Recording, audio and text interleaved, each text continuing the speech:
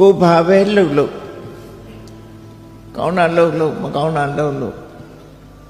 လို့သည်များကံရဲ့အကျိုးဆက်ကိုကိုပဲခံရမယ်ကိုပဲဆန့်ရမယ်ဟောဒါဟာသူ့ရဲ့အမွေခံပဲကံရဲ့အမွေခံပဲဖြစ်ရမယ်လို့ဒီအမြင်ကိုမြင်မှုလို့ရတယ်ဒါကိုကမ္မတက္ကတာသမာဓိဋ္ဌိလို့ခေါ်တယ်ကိုလှုပ်တာကိုနဲ့သာသက်ဆိုင်တယ်လို့မြင်တဲ့အမြင်ဟာဘလို့တမိုးရှိတယ်လဲစဉ်းစားကြည့်စัจ jit နဲ့တွေးကြည့်ကိုလှုပ်တာကိုနဲ့မပတ်သက်ဘူးလို့ငင်းွယ်လိုက်တဲ့ပုဂ္ဂိုလ်တယောက်ဟာတူတော်လူကောင်းဖြစ်ဖို့မရှိနိုင်ဘူး။ဘာကြောင့်လဲဆိုတော့ကိုလှုပ်တာကိုနဲ့မပတ်သက်ဘူးလို့ဆိုတဲ့အမြင်ရှိရင်ကောင်းတာလုပ်လဲကောင်းတာရမှာမဟုတ်ဘူးမကောင်းတာလုပ်ရင်မကောင်းကျိုးမခံရဘူးဆိုတဲ့ပုဂ္ဂိုလ်တယောက်တည်းသူလှုပ်ချင်တာတွေလှုပ်တော့မှာပေါ့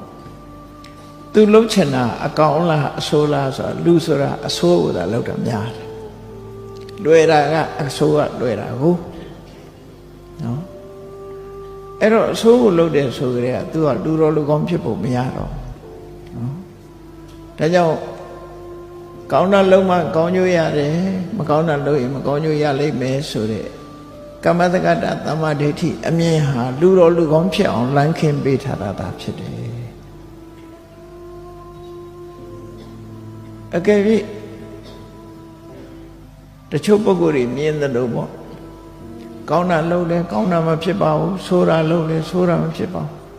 မဟုတ်တာလုပ်တဲ့လူတွေကြီးပွားနေတယ်ဟုတ်တာလုပ်တဲ့လူတွေဆင်းရဲနေတယ်ဆိုတဲ့ဒီအတွေးလေးနဲ့ကံကံကြီးကျိုးကိုညှင်းပယ်မှုတွေလည်းဖြစ်တတ်သေးတယ်ပေါ့နော်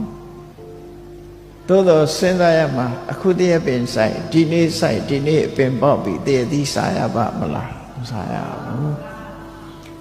အချိန်ဆိုတာရှိသေးတယ်နော်